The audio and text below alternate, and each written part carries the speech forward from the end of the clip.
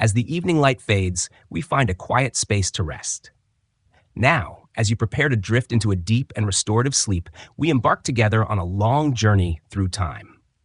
We will not rush. Instead, we will float gently down the river of history, allowing the stories of the past to wash over us, like the calm tides of a distant sea. This evening, our quiet voyage takes us to a series of events that forever shaped the medieval world, the Crusades. Close your eyes and settle in.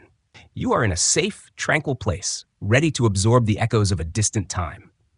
The term Crusades itself conjures images of knights in shining armor, distant lands, and holy quests. But the reality is far more complex and woven into the very fabric of human belief, ambition, and conflict.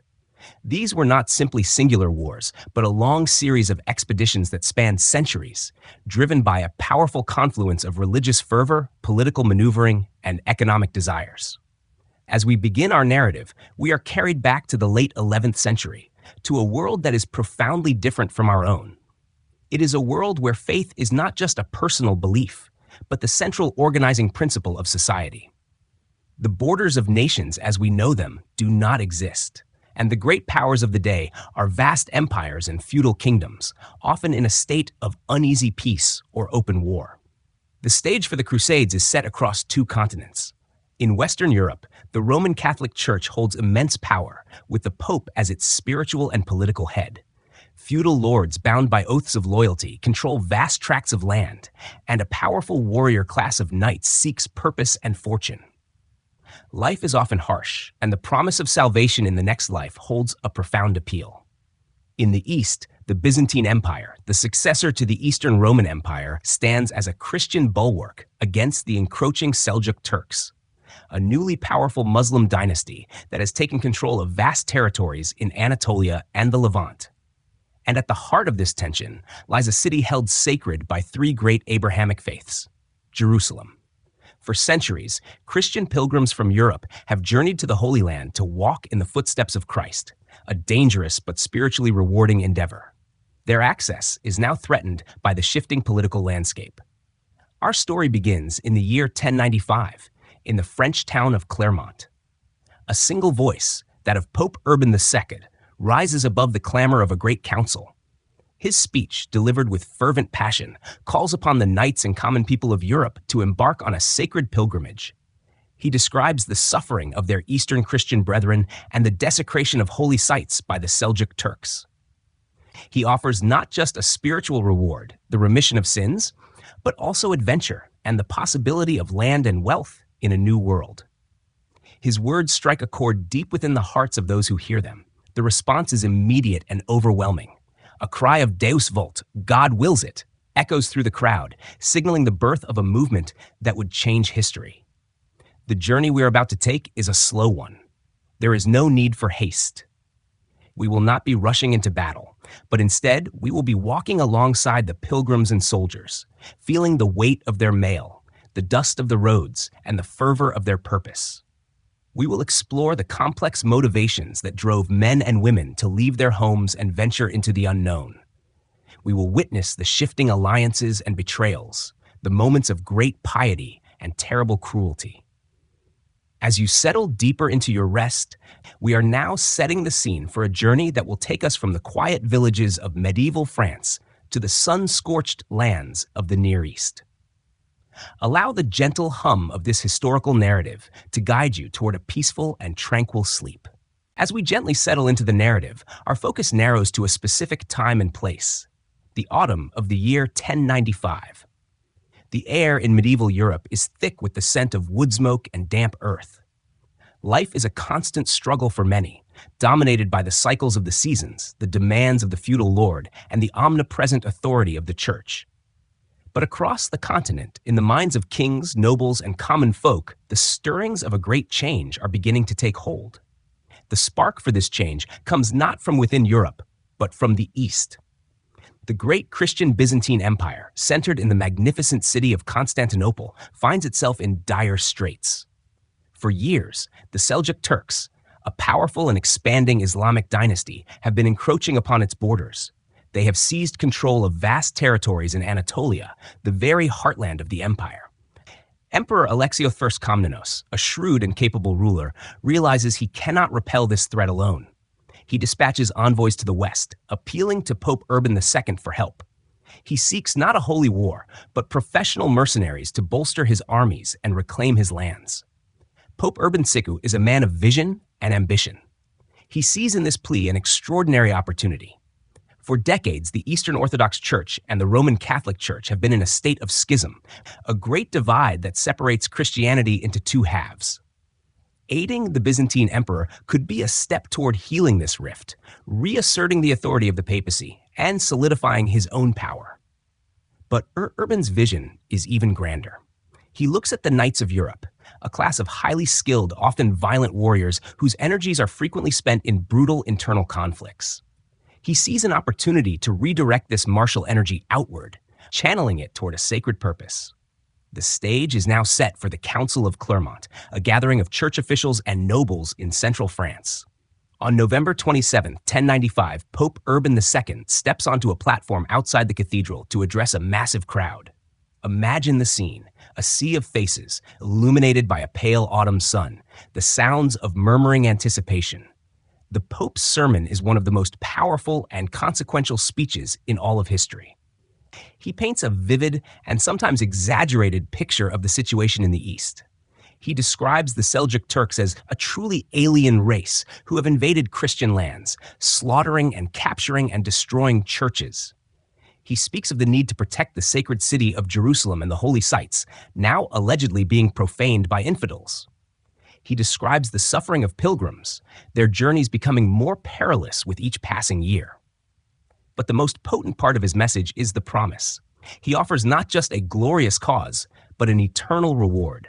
He proclaims that all who go on this pilgrimage to free Jerusalem, if they die in battle, will have their sins forgiven. All who go, all who die in the name of this holy quest, he declares, will enter into paradise. For a people whose lives were steeped in a deep fear of damnation and the weight of sin, this promise is an irresistible offer of spiritual absolution. Urban also cleverly appeals to the nobility's desire for honor and wealth, suggesting that the rich lands and treasures of the East await those who are successful. The response is immediate and overwhelming. As Urban finishes his speech, a powerful, unified cry erupts from the crowd. Deus vult! God wills it! The phrase becomes the rallying cry of the First Crusade. The excitement is contagious, spreading like wildfire across Europe through returning attendees and a network of preachers. Soon, men and women from all walks of life are taking the Crusaders' vow, sewing a cross onto their garments to signify their commitment. Who are these people answering the call? They are a fascinating cross-section of medieval society. There are devout knights and nobles, driven by sincere piety and a desire to serve God. There are younger sons of noble houses with little hope of inheriting land in Europe, who see a chance for fortune and a new life in the East. There are merchants envisioning new trade routes and markets, and there are thousands upon thousands of common peasants, many of whom have nothing to lose, their lives marked by poverty and famine, who are drawn by the promise of salvation and a better world. This first wave of Crusaders is not a single disciplined army. They are a collection of diverse groups, each with their own leader and their own motivations, all marching toward a common, distant goal. As the news of the Pope's call spreads, Europe is transformed. Swords are sharpened, supplies are gathered, and a grand, chaotic, and unprecedented migration begins. The tranquility of our quiet narration is a stark contrast to the burgeoning energy of this historical moment. The world, as it has been known, is on the brink of a monumental transformation, and it is a journey we are now prepared to follow.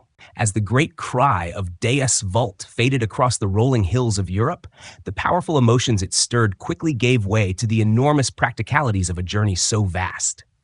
This was not a modern, well-planned military campaign, but a chaotic, often spontaneous movement of humanity. The first to depart, fueled by an immediate and unshakable faith, were not the great lords and their disciplined armies, but a vast, unwieldy mass of common folk. This was the People's Crusade, a procession that would become a tragic prelude to the main event.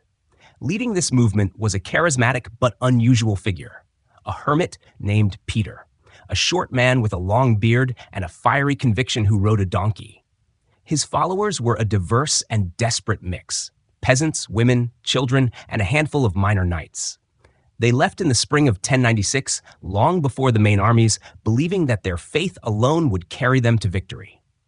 Their journey across Europe was a testament to both their piety and their profound lack of planning. They had no organized supply lines, no military discipline, and little understanding of the world beyond their villages. As they moved through the lands of Hungary and the Byzantine Empire, their large numbers and constant need for food and supplies led to frequent, often violent clashes with local populations.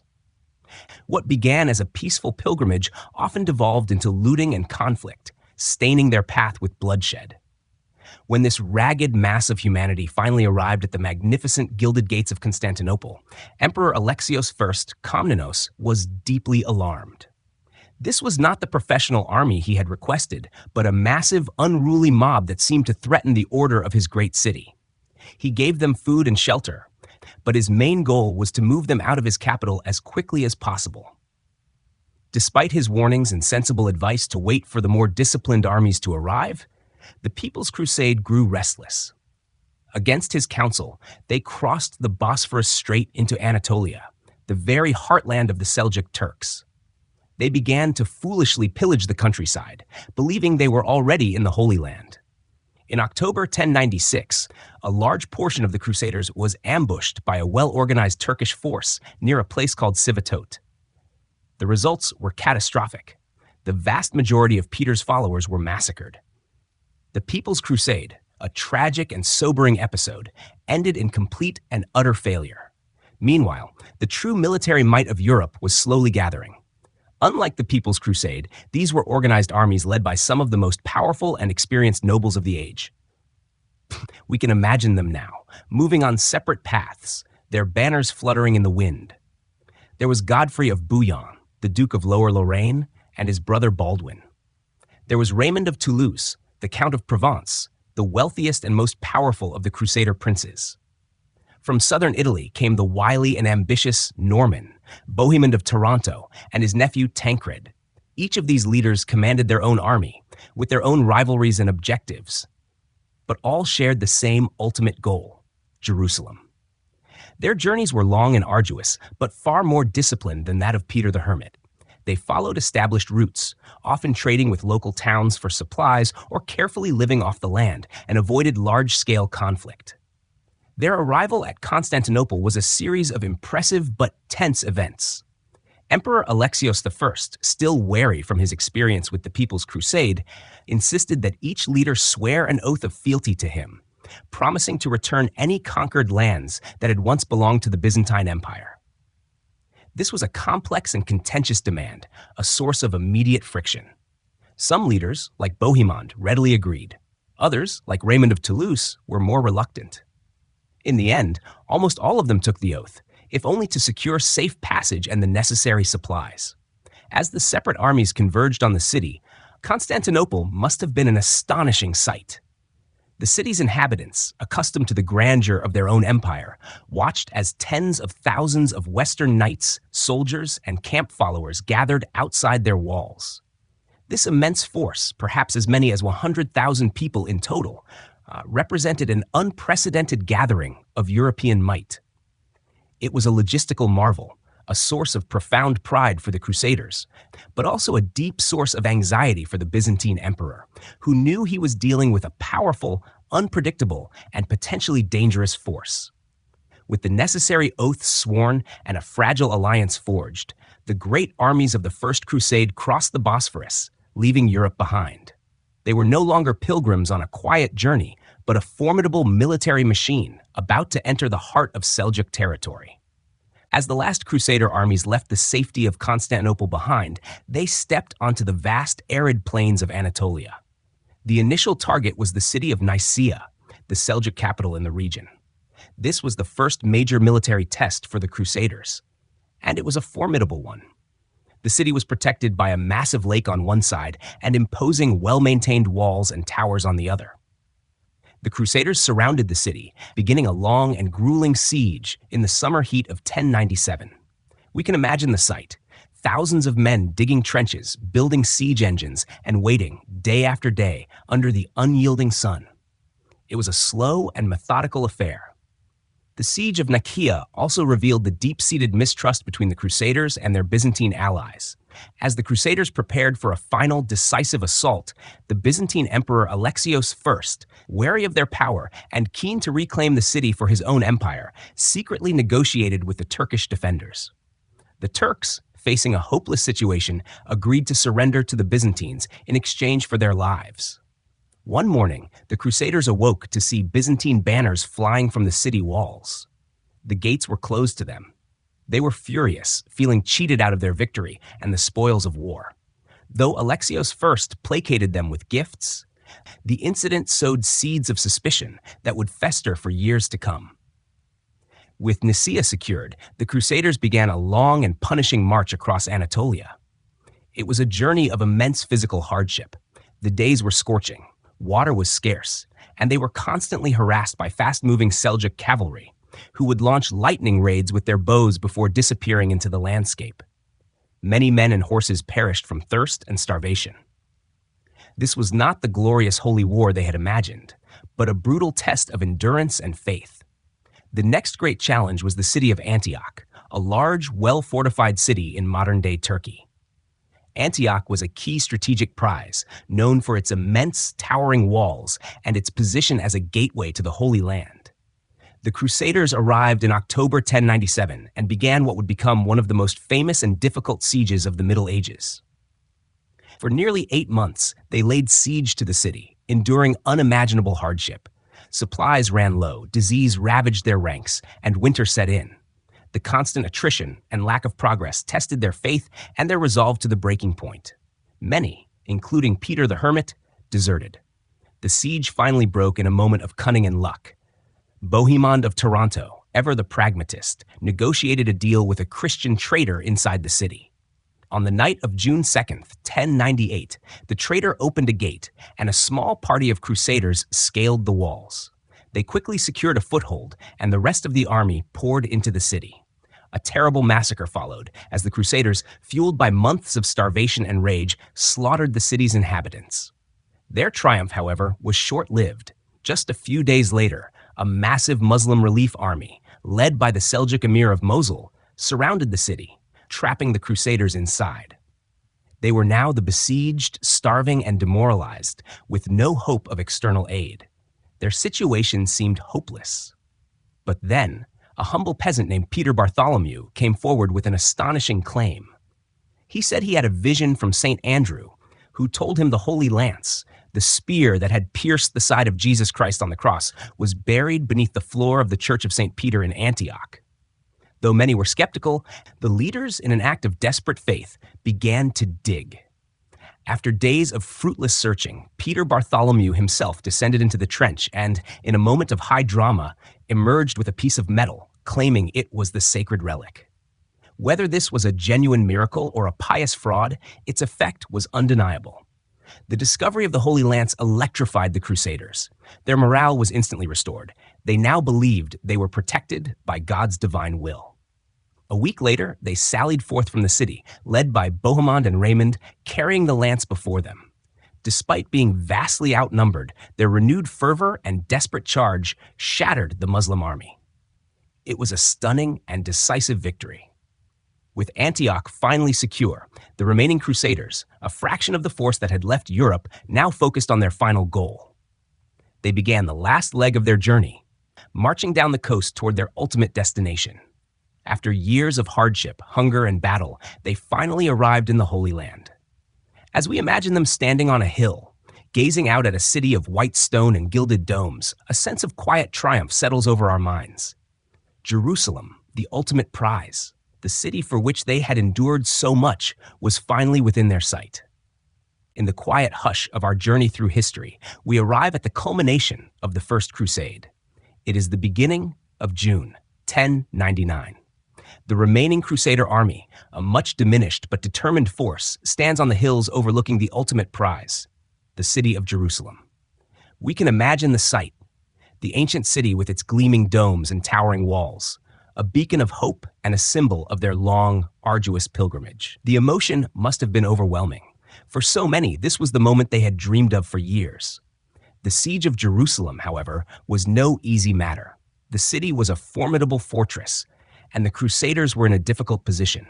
The dry summer heat was oppressive, and they faced a critical shortage of water and food. They were a smaller force than they had been at Antioch, and the prospect of a long siege seemed hopeless.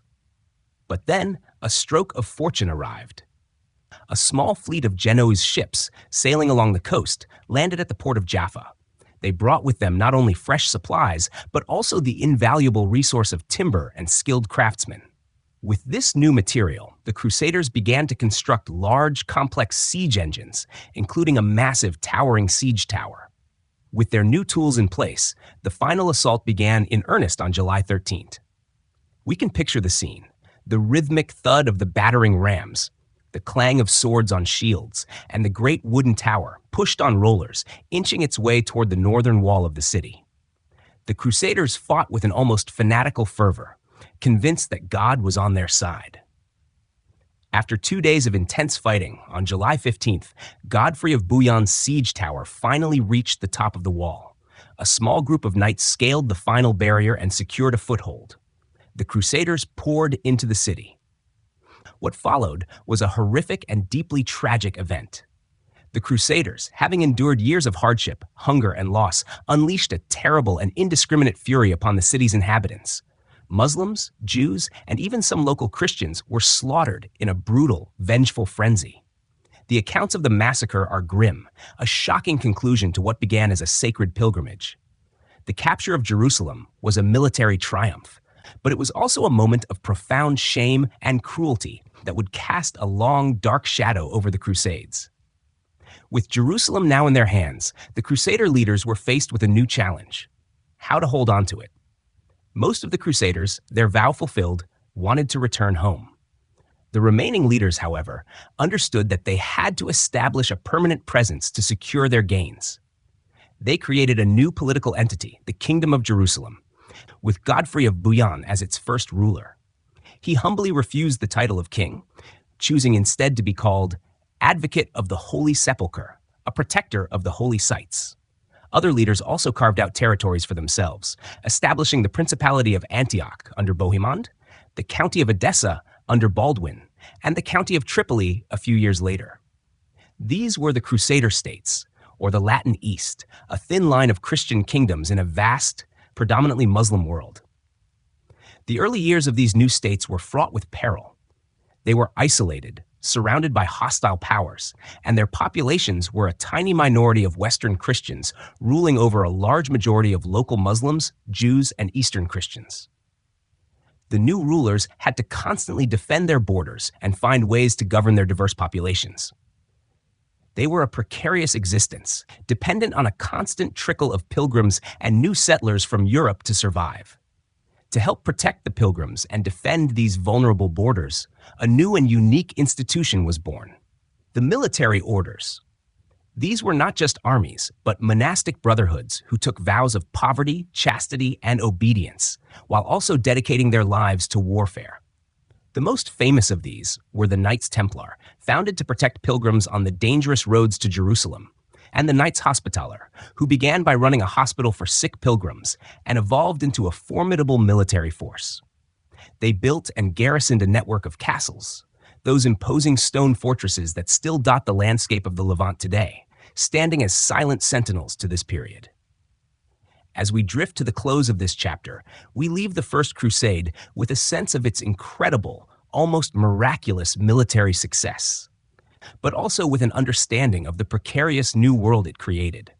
These isolated Crusader kingdoms were a fragile presence, held together by faith, a fragile supply of men and money, and an unshakable belief in their divine purpose. They now existed as a set of quiet, vulnerable outposts, waiting to see what the Muslim world would do in response. As we continue our gentle drift through the history of the Crusades, we arrive at a period of deceptive calm. For nearly 50 years after the First Crusade, the new Latin states in the Levant exist in a fragile, uneasy peace. The Muslim world is not a single, unified entity. It is a collection of rival emirs and cities, often more interested in fighting each other than in cooperating against the Frankish intruders. The Crusaders, for their part, spend these decades consolidating their power, building castles, and trying to forge a permanent presence in a foreign land. However, in the great cities of the Near East, a new wind of change is beginning to blow. The Frankish presence, though small, is a constant source of irritation and an insult to the faithful. Among the Muslim rulers, a new generation of leaders emerges, men who recognize that only through unity can the Crusader kingdoms be dismantled. The most significant of these early unifiers is a man named Imad al-Din Zengi, the Atabeg of Mosul. He is a formidable and ruthless warrior, known for his ambition and his skill in both politics and warfare. Zengi's moment of triumph, and the event that triggers the next chapter of our story, comes in the year 1144. He turns his attention to the county of Edessa, the northernmost and most isolated of the Crusader states. Its leader is away, its defenses are weak, and its people are complacent. Zengi lays siege to the city. Imagine the scene: a great army gathering outside the ancient walls, a city caught off guard. After a month-long siege, the city falls. Zengi's forces breach the walls and pour into the city. The capture of Edessa is a major shock to the Latin East and an enormous rallying cry for the Muslim world. It proves, for the first time, that the Crusader kingdoms are not invincible. When news of the fall of Edessa reaches Europe, it is met with alarm and outrage. A new call for a crusade echoes across the continent. This time, the call is answered not just by nobles and knights, but by the two most powerful monarchs in Europe, King Louis VII of France and King Conrad III of Germany. They are convinced of their divine mission and of the righteousness of their cause. The religious fervor is fanned by a brilliant and charismatic figure, the Cistercian abbot Bernard of Clairvaux, a man of immense influence and spiritual authority. His eloquent sermons, delivered with fiery conviction, inspire tens of thousands of men to take the cross. The Second Crusade is now underway, but from its very beginning, it is plagued by misfortune. The German army, led by King Conrad III, sets out first. Their journey is a long, grueling march across the familiar landscapes of the Byzantine Empire and into the harsh terrain of Anatolia. They are poorly disciplined and inadequately supplied. In the autumn of 1147, near Dorylaeum, the very place where the First Crusade had won a great victory, Conrad's army is ambushed by a superior force of Seljuk Turks. The German army is almost completely annihilated. King Conrad and a few survivors are forced to retreat back to Constantinople in disgrace. The French army, led by King Louis VII, follows a similar path, but with even greater caution. Their journey is also one of immense difficulty, characterized by harassment from the Turks and ongoing tensions with the Byzantine Emperor Manuel I Komnenos, who is deeply suspicious of their motives. After a long, painful march, they finally arrive in the Crusader states, a shadow of their former selves. Upon their arrival, the Crusader leaders hold a great council to decide on their strategy. In a baffling and ultimately disastrous decision, they choose not to attack the powerful city of Aleppo, the heart of Zengi's successor, Nur al-Din's territory, which would have been the logical target. Instead, they decide to attack Damascus, a city that was, at the time, an independent Muslim power and a potential ally against Nur al-Din. The decision is a fatal strategic blunder. In the summer of 1148, the combined armies of the Second Crusade and the Crusader states lay siege to Damascus. The siege is poorly coordinated and suffers from internal rivalries and conflicting agendas. The local Muslim rulers of Damascus, surprisingly, are able to mount a successful defense. After only 4 days of ineffective assaults, the Crusaders, realizing their position is hopeless, lift the siege and retreat in shame. The Second Crusade, led by 2 kings and preached by a saint, ends in complete and utter failure. It has achieved nothing. The fall of Edessa is not avenged. The reputation of the crusading movement is severely tarnished. It is an event that leaves the Crusader kingdoms even more vulnerable and demonstrates to the Muslim world that a unified force can successfully resist and defeat the Western armies. The complete and utter failure of the Second Crusade left the Crusader states exposed and vulnerable. But in the quiet wake of that disaster, something far more significant was happening in the Muslim world. The process of unification, begun by Zengi, was now being continued and perfected by his son, a figure of immense importance named Nur al-Din Zengi. We can imagine him as a figure of deep piety and unwavering resolve, a man who saw the defeat of the Franks not just as a political goal, but as a religious duty. He built mosques and madrasas, religious schools, and actively promoted the concept of jihad, a sacred struggle to defend and expand the faith. Under his leadership, the fragmented Muslim cities of Syria began to coalesce into a single, formidable power. Nur al-Din's expanding realm, with its capital in Damascus, soon bordered the Kingdom of Jerusalem on two sides. The Crusader states, weakened by internal rivalries and the failure of the Second Crusade, were now caught in a pincer movement. The great prize that both sides eyed with increasing intensity was the ancient and wealthy land of Egypt. At this time, Egypt was ruled by the Fatimid Caliphate, a Shia Muslim dynasty that was old and in decline. Both the Crusaders, led by their ambitious king Amalric, and Nur al-Din's forces saw an opportunity to seize control of its immense wealth and grain production. The struggle for Egypt became a long and complex chess match between Nur al-Din and King Amalric. Nur al-Din sent his most trusted general, a Kurdish commander named Shirkuh, to intervene in Egyptian politics.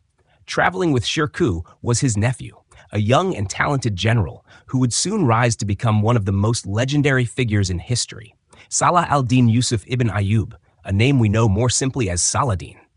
The Crusaders also tried repeatedly to invade, but were ultimately outmaneuvered by Nur al-Din's forces. In 1169, after a series of campaigns, Shirkuh and Saladin finally secured control of Egypt for Nur al-Din. But the victory was short-lived. Shirkuh died just a few months later. In a stunning turn of events, the young Saladin, through a combination of political skill and military acumen, was appointed as the new vizier of Egypt. He was a foreign commander, now in charge of the richest land in the Islamic world. His position was precarious, but he was a master of strategy. He quickly consolidated his power, gaining the loyalty of the Egyptian army and its people. He brought Egypt back under the fold of Sunni Islam, abolishing the old Shia caliphate and acknowledging the authority of the caliph in Baghdad, which lent him immense prestige. As Saladin's power grew, Nur al-Din, his former master, became increasingly suspicious. He worried that his ambitious young commander was acting with too much independence. A confrontation between the two great leaders seemed inevitable. But then, in 1174, Nur al-Din died unexpectedly, leaving behind a power vacuum and a young, inexperienced heir. This was the pivotal moment for Saladin. He was no longer a mere general, but the most powerful figure in the Near East. Saladin wasted no time. He moved north from Egypt, claiming the title of Sultan and announcing his intention to restore order and justice to the fragmented lands of Syria. He presented himself not as a conqueror, but as the rightful heir to Nur al-Din's legacy. Through a series of brilliant military campaigns and shrewd diplomatic negotiations, he systematically absorbed Nur al-Din's former territories. He captured Damascus in 1174, then Aleppo in 1183, patiently bringing all the great cities of the region under his single rule. By the mid-1180s, Saladin was the undisputed master of a vast and powerful empire, stretching from Egypt to Syria. He was a devout Muslim, a generous patron of the arts and sciences, and a brilliant military strategist. To the Crusaders, he was an existential threat. To the Muslims of the Near East, he was the long-awaited unifier, a figure destined to lead the final, decisive campaign to reclaim the Holy Land. The stage was now set for the most dramatic confrontation of the entire crusading era, a clash that would put the very existence of the Crusader states on the line. As Saladin consolidated his power, the Crusader states found themselves in a state of growing disarray. Decades of internal conflicts and poor leadership had weakened them from within, leaving them vulnerable to the unified Muslim power on their borders. The central tragedy that would seal the fate of the Kingdom of Jerusalem came in the year 1187. An audacious and reckless act of aggression by a troublesome knight, Reynold of Chatillon, who attacked a Muslim caravan during a period of truce, finally gave Saladin the pretext he needed to act. He declared his intention to put an end to the Frankish presence once and for all. The climactic moment arrived at the Battle of Hadin. It is one of the most significant battles of the entire medieval period. We can imagine the scene. The combined army of the Kingdom of Jerusalem, led by its ineffective King Guy of Lusignan, marching inland in the blistering summer heat. They were marching toward the Sea of Galilee to secure a water source. Saladin's forces were waiting. The battle took place on the slopes of a hill known as the Horns of Hattin, a desolate and waterless landscape. Saladin's tactical genius was on full display as he encircled the exhausted Crusader army and cut them off from the desperately needed water. The Crusaders, dehydrated and demoralized, fought with a desperate bravery, but their fate was sealed. The battle was a complete and utter disaster. The army of the Kingdom of Jerusalem was annihilated. The relic of the true cross, their most sacred symbol, was captured. King Guy was taken prisoner. The aftermath of this victory was swift and devastating. With the Crusader army gone, the cities and castles of the kingdom were virtually defenseless. One by one, they fell to Saladin's forces, a process of reconquest that felt both inevitable and surprisingly swift. The ultimate prize, of course, was Jerusalem itself. The city, now defended by a small force under the leadership of Balian of Ibelin, surrendered to Saladin in October 1187.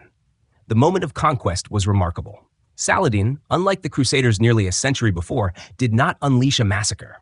Instead, he allowed the Christian population to be ransomed and leave the city in peace. He preserved the city's holy sites, respecting their sanctity to all faiths. It was an act of profound magnanimity that cemented his reputation for justice and honor, a stark contrast to the legacy of the First Crusade. The news of Jerusalem's fall sent a shockwave across Europe. It was a call to arms that could not be ignored. Pope Gregory VIII issued a new call for a crusade, and the response was overwhelming. This would become the Third Crusade, often called the Crusade of Kings, as it was led by the three most powerful monarchs in Europe: Frederick I Barbarossa, the Holy Roman Emperor; Philip II Augustus, the King of France; and the legendary Richard I, the Lionheart, King of England. The crusade, however, was plagued by misfortune from the start. Frederick Barbarossa, the first to set out, was a seasoned warrior and a figure of immense prestige. But on his way to the Holy Land, he drowned in a river in Cilicia. His great army, demoralized and leaderless, largely disintegrated. The crusade was left to the two kings of France and England, who were rivals and had a deep-seated animosity toward each other. The ensuing years were marked by a series of military campaigns and legendary encounters. The Crusaders' first objective was the port city of Acre, which they had been besieging for 2 years. Richard and Philip's arrival revitalized the effort, and after a difficult siege, Acre finally fell. This was a major victory, but it was followed by a terrible episode where Richard, in an act of impatience and frustration, ordered the execution of thousands of Muslim prisoners. After this, Philip of France, citing illness and internal political pressure, returned home, leaving Richard to lead the crusade alone. The crusade now became a personal duel of wits and military strategy between Richard and Saladin. Richard proved to be a brilliant tactician, a charismatic leader, and an unrivaled warrior. At the Battle of Arsuf, his disciplined charge broke Saladin's cavalry, a rare and important victory for the Crusaders. Despite these military successes, Richard ultimately failed to capture Jerusalem. He led his army to the gates of the city twice, but both times he made the strategic decision to retreat, knowing his forces were too weak to hold the city even if they could capture it. The Third Crusade ended in a truce in 1192. Saladin and Richard, two of history's most famous rivals, negotiated an agreement. The Crusaders would hold their coastal cities, and Christian pilgrims would be granted safe and free access to Jerusalem. It was a partial victory. The crusade had failed to reclaim the Holy City, but it had secured a Christian foothold and created a new state of affairs.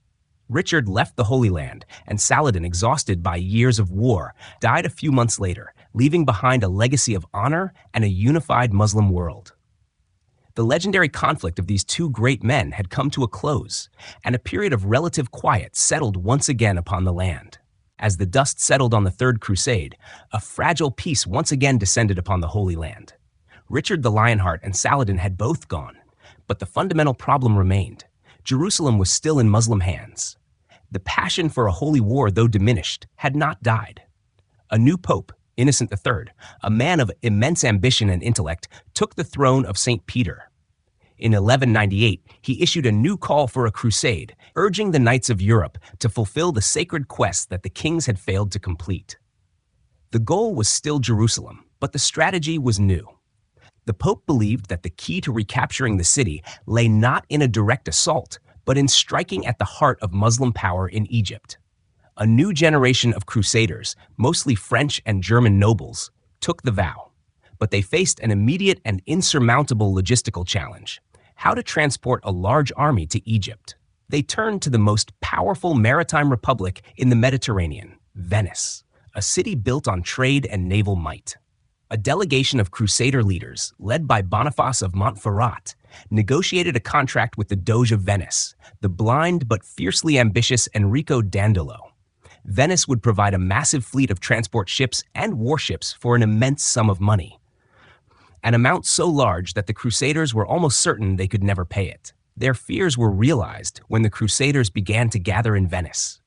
They were a much smaller army than they had promised, and they could only pay a fraction of the agreed-upon price. The Doge, ever the shrewd negotiator, saw a unique opportunity. He was not interested in Jerusalem. He was interested in Venetian power and wealth. He offered the Crusaders a deal. He would delay their payment and provide the ships if they would first help him capture a city on the Adriatic coast. The Christian city of Zara, a rebellious trading rival of Venice. This first diversion was a turning point. The idea of a holy war for Jerusalem had been irrevocably tainted. Pope Innocent III, furious at the prospect of attacking a fellow Christian city, strictly forbade it and threatened excommunication. But the Crusaders were trapped. They were in a foreign city with no money and no way to get home. Reluctantly, and with a heavy conscience, they agreed.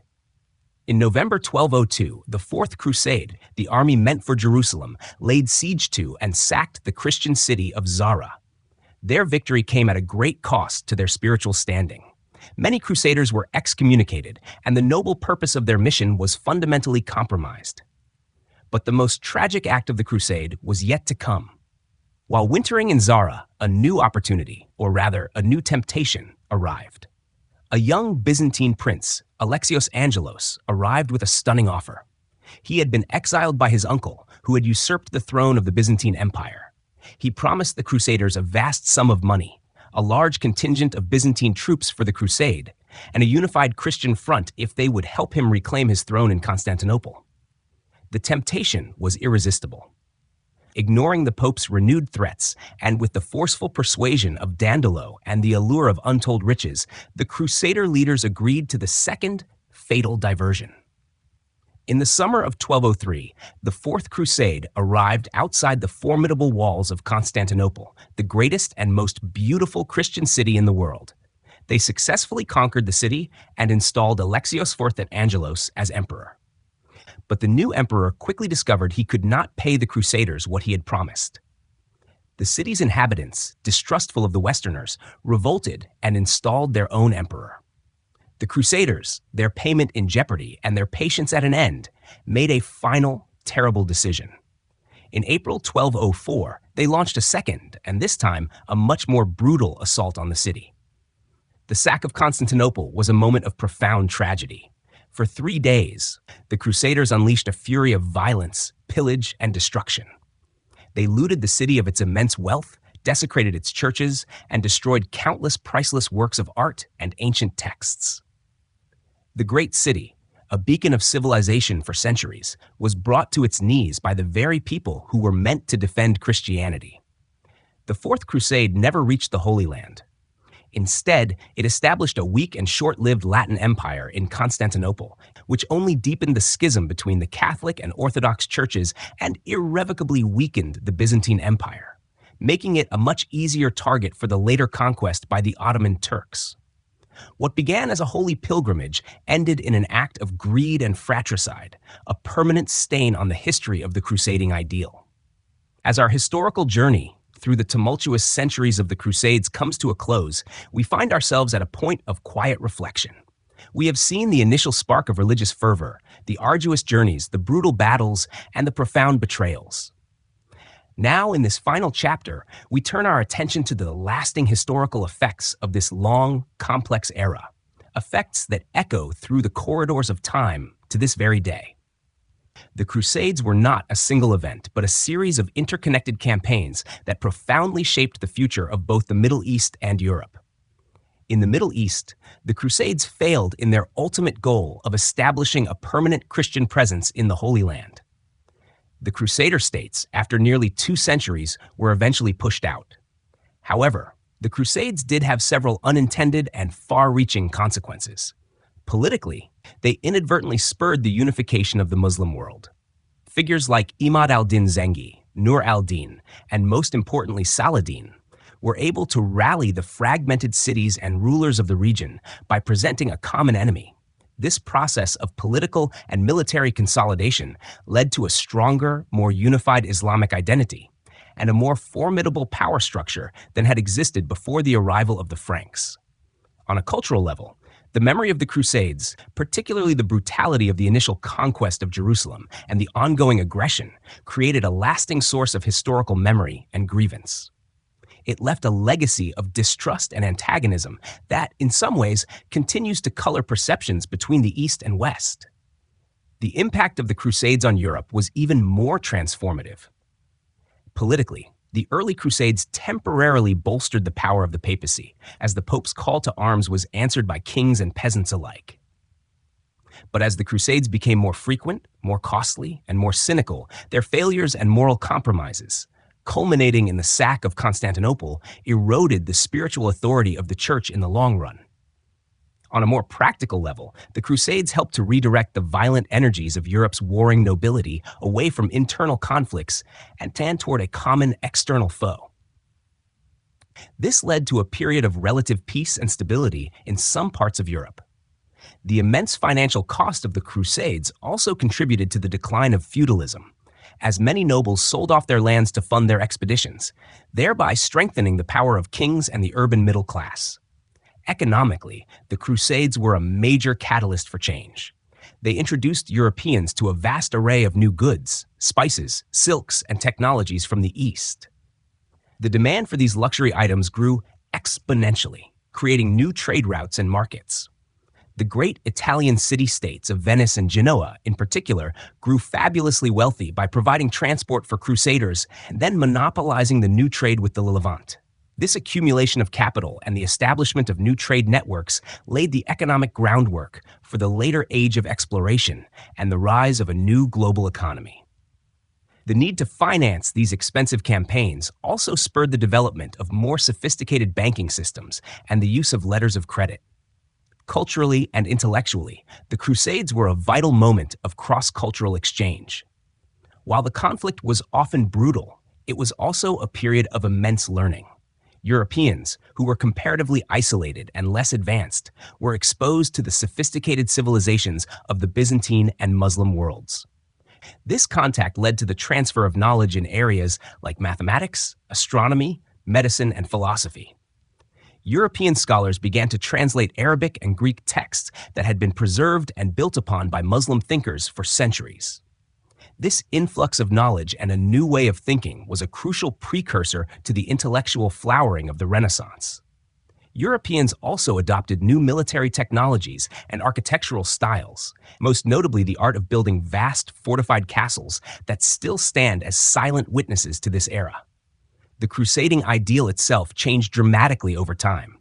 It began as a pious pilgrimage, a path to spiritual redemption, but it ended as a political and economic tool, a means for kings and merchants to expand their influence and wealth, far removed from its original spiritual purpose. The later Crusades were often a pale imitation of the initial fervor, characterized by poor leadership and even more tragic outcomes. The legacy of the Crusades is therefore a complicated and contradictory one. It is a story of immense faith and shocking cruelty, of great sacrifice and profound greed, and of military failure that ultimately led to cultural and economic success. As we close this chapter, we can see that the Crusades were not an isolated historical anomaly, but a central thread in the tapestry of the medieval world, shaping the continents and the centuries that would follow.